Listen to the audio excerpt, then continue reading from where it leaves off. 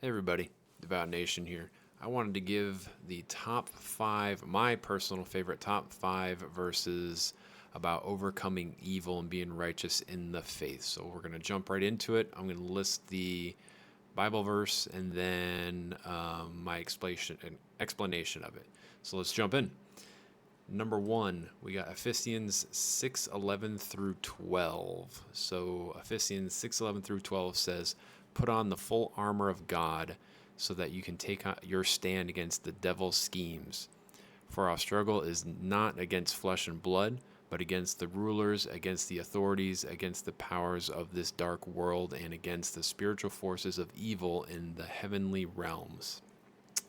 So this one's pretty significant. I like it because it basically says that you can use your faith as armor. That's like an armor from God to deter evil away from you. It signifies that the battle is not between flesh and blood, but a spiritual battle. And there's a spiritual realm where a battle's being fought between good and evil, light and dark. And I think this Bible verse highlights on that very well. Now, to continue on from Ephesians, also in chapter 6, one of my favorite Bible verses is point number 2, Ephesians 6:16, which says, "In addition to all of this, take up the shield of faith, which you can extinguish all the flaming arrows of the evil one." This kind of plays on the first one, but it's just such a cool quote or cool verse, saying that you can use your faith as a shield to extinguish all of the things that the evil is going to be throwing at you.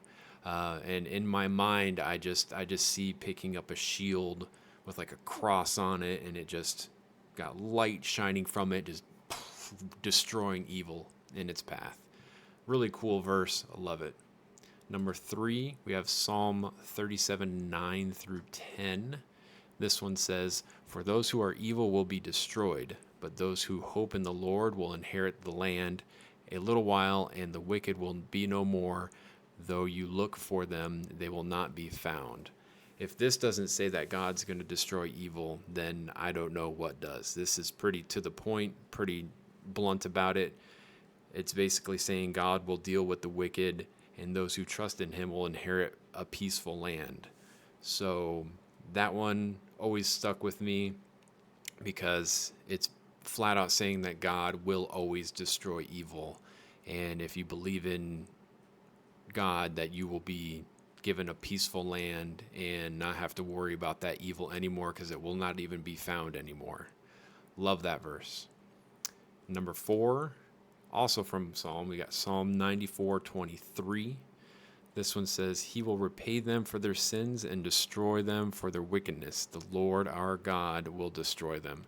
This also plays on number 3, basically saying that people who continue to do evil will be destroyed, and people who put their faith in God and the Lord will not be destroyed, but inherit the land of heavenly peace in the kingdom of God. Those two play hand in hand, just like the first two did. I left my favorite for last, which is from Matthew 10:34. My favorite because it's a direct quote from Jesus. It says, "Do not suppose that I have come to bring peace to earth. I did not come to bring peace, but a sword." So my interpretation of this is that when Jesus was giving his teachings and had his disciples and was talking to them, he knew that what he was saying was going to create a division between the religious leaders and what is the true faith, and how to be a better person, how to love.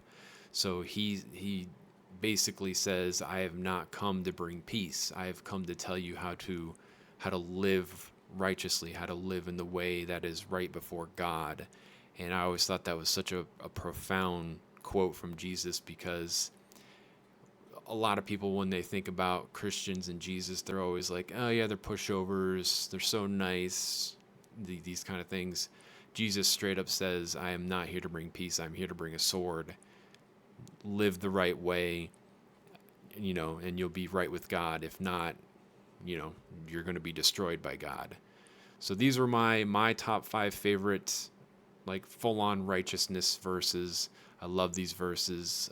If you read the New Testament and you want more quotes and verses that have more stuff you can relate to, because I know that in the beginning of the Old Testament, it can kind of get it tells you like how things became to be.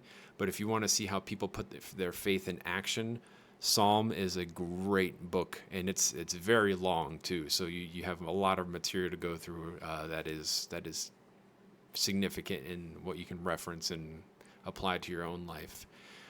That is all I have for you. If you like this content, please drop a like, please drop a follow, leave a comment. I will comment back. You can also find me on Twitch, which my Twitch channel is on the screen, twitch.tv/devoutnation.